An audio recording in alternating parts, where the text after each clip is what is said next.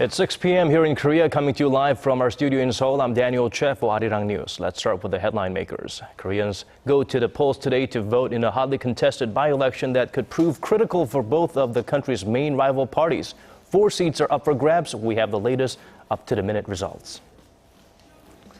Japanese Prime Minister Shinzo Abe once again falls short of apologizing for his country's wartime past. During a press conference in the U.S., he says only that his cabinet upholds a 1993 statement that acknowledges the Japanese military forcibly recruited women into sexual slavery.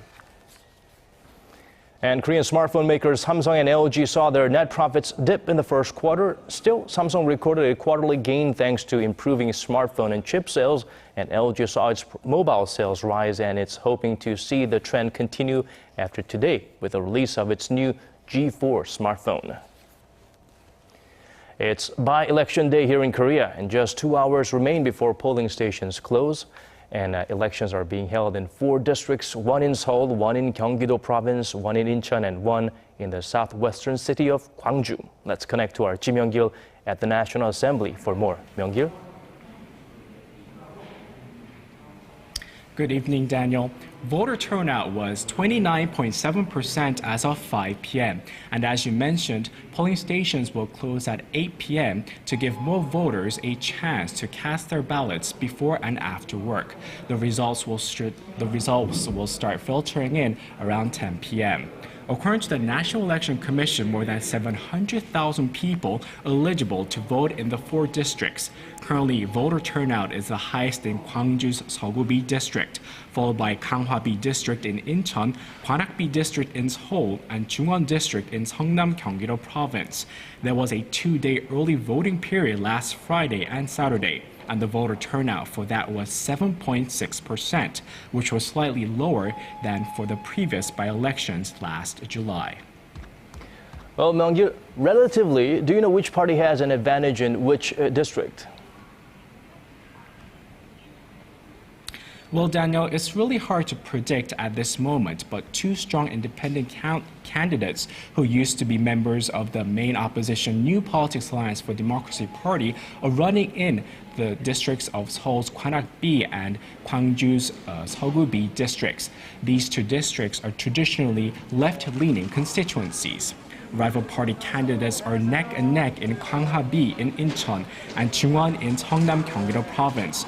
Both the ruling Century Party and the main opposition New Politics Alliance for Democracy Party are hoping to win at least 2 of the 4 districts, although ceding all 4 seats to the opposition bloc would not weaken the ruling party's 157-strong parliamentary majority.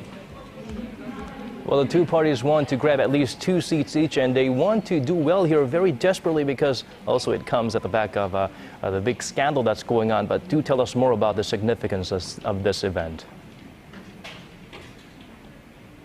That's right, Daniel. The by-election is very important for both parties, but for different reasons. Observers say today's vote is a testbed for public sentiment, as the nation has been gripped by a snowballing bribery scandal allegedly involving President Park's aides and some ruling party lawmakers. On top of that, the general election will be held around this time next year, so that's in the back of the party's minds as well. These by-elections are also garnering extra attention as they are the first elections that pit the ruling Century Party's chairman Kim Moo-sung against MPAD chairman Moon Jae-in. Many are saying that this is a key test of their leadership, but it could also gauge the capacity as potential presidential candidates in 2017.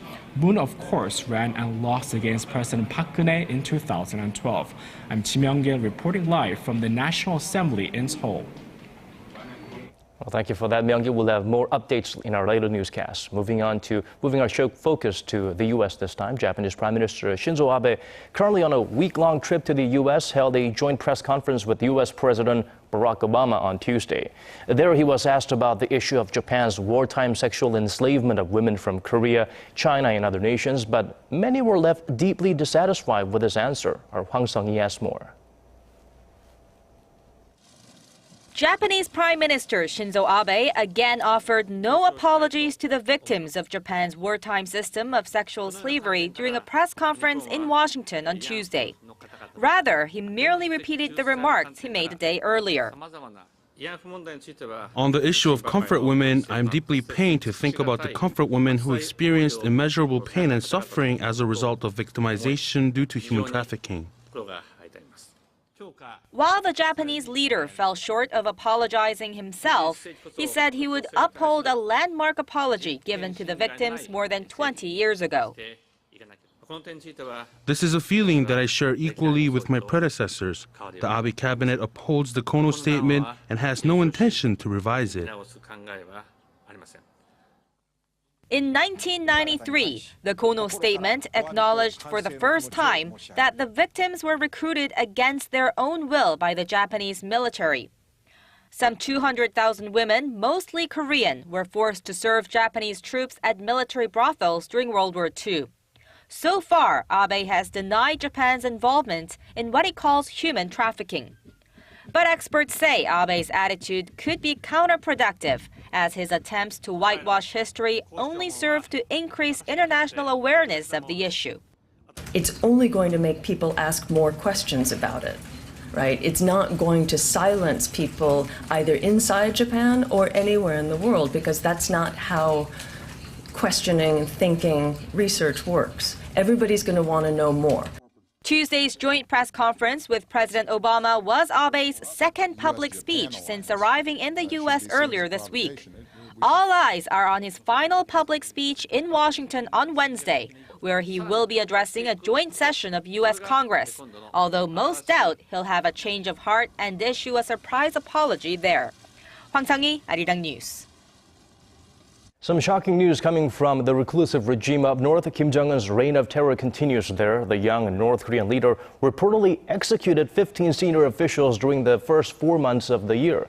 This according to South Korean lawmakers briefed by the National Intelligence Service at a closed-door parliamentary session on Wednesday. The spy agency said a vice forestry minister was executed in January for complaining about the regime's forestation plan. The agency said the public executions of senior officials who challenge Kim's powers are part of Kim's reckless leadership style. Moving on to other stories, we shift our gears to the aftermath of Saturday's earthquake in Nepal. A man was rescued after spending more than 80 hours inside an apartment building that collapsed during the massive quake. The 28-year-old man was pulled out of the debris on Tuesday, along with 3 dead bodies. Authorities say the man appears to have survived on sheer willpower, as he had no access to food or water for more than 3 days. The 7.8 magnitude earthquake in Nepal has killed at least 5,000 people so far, with more than 11,000 injured. The death toll continues to rise as rescuers search for survivors who are still trapped under the debris and begin to reach remote villages. Meanwhile, tens of thousands of people are trying to flee the affected regions where food, water, and other supplies are running low. The Korean government will send a special plane to quake-hit Nepal on Thursday to bring its citizens back home. Several Korean tourists are currently stranded in Nepal, including 44 high school students. Seoul's Foreign Ministry said Wednesday that a Korean Air flight will depart for Kathmandu at 5 a.m. Korea time on Thursday and return at around 7:40 p.m. that night. The plane will carry emergency food, water, and other relief goods for the Korean embassy in Nepal to distribute to the remaining Korean nationals there. The ministry also plans to dispatch a second group of rescue team on Friday, as well as $500,000 worth of relief goods. Korean manufacturer sentiment has rebounded, reaching record highs since last April. However, the increase was mainly driven by larger firms, while the sentiment among small and mid-sized firms dropped. Our Shin Se-min has more. Despite an improved outlook among Korean manufacturers this month, business sentiment remains pessimistic overall. The Bank of Korea says the business sentiment index for April rose by 3 points to 80, the highest figure tallied in a year. But a reading below 100 still means pessimists outnumber optimists. The on-month increase also comes from large conglomerates that gave a more optimistic outlook of 86 this month, compared to 81 a month ago. Analysts attribute the rise to multiple factors, including low global oil prices, a record low interest rate in Korea, as well as seasonal factors that usually result in businesses posting better results in the March to May period. But the data showed that the sentiment among exporters and small and medium firms fell. While large conglomerates manage to have positive sentiment amid the slow economic growth, reviving the country's exports that are on a downhill trend is more crucial in the long run. Looking forward, the BOK forecast a higher business sentiment for the month of May than the outlook. Shin Se-min, Arirang News. In the tech realm, Samsung Electronics may be on the mend. It posted an earnings loss in the first quarter from a year ago, although that represents a gain of 13% from the previous quarter and its strongest performance in 3 quarters. LG Electronics also saw its profits fall, but its strong mobile sector is raising the prospects for its second quarter performance. Our Kim Min-ji has the numbers. Samsung Electronics saw its net profit plunge nearly 40% in the first quarter on the back of weak sales in its smartphone sector. Samsung's net profit for the January to March period was $4.3 billion, down nearly $3 billion from a year ago. Operating profit stood at nearly $6 billion, down nearly 30% from the previous year, while its sales also fell over 12% to $44 billion. Samsung has been losing its place as the world's top smartphone maker. More consumers have been snapping up the larger iPhones, and the strengthening won has made Samsung products more expensive overseas. Still, the company's first quarter earnings represents a gain of 13% from the previous quarter and its strongest performance in 3 quarters, indicating it's on the rebound from its worst earnings in 3 years last year. The company attributed the quarterly gain to improving smartphone and chip sales. Samsung is estimated to have sold more smartphones than Apple in the first quarter, giving the Korean tech giant 24% of the global market. Meanwhile, LG Electronics saw its net profit fall nearly 60% to stand at about $36 million in the first quarter from a year ago. Its operating profit also fell more than 36% to nearly $390 million, while sales stayed almost the same at $13 billion. LG attributed the earnings dent to a decline in TV sales due to weak demand and unfavorable currency exchange rates in emerging markets. Its mobile sector, however, saw an uptick in sales, which came to $3.4 billion, the highest since the first quarter of 2010. LG attributed the rise to strong sales of its flagship smartphone, as well as the popularity of its low-end smartphones in the North American market. The release of LG's new flagship G4 smartphone on Wednesday is expected to further improve profits. The leather-clad smartphone has a slight curve and comes with a 16-megapixel camera that's equivalent to the standards for digital SLR devices. Kim Min-ji, Arirang News. More and more Koreans are choosing to shop online. Statistics Korea said Wednesday that online shopping sales surged 18% in the first quarter from the previous year, with a total volume of transactions reaching approximately $11.6 billion. Purchases made through smartphones, tablets, and other mobile devices soared roughly 80% in the same period to nearly $4.7 billion. Online purchases of automobile products also rose the most, with an increase of 42% from the year before, followed by cosmetics and food and beverages. Landing a job in Korea is no easy task these days, and apparently it's even more difficult if you're coming out of the service. Our Nayeon-kyung went out to see how a few soon-to-be discharged soldiers feel about the job market and their prospects for employment. Take a look. I feel like I'm stuck with no way out. I think the biggest problem is that there are not enough jobs compared to the number of job seekers.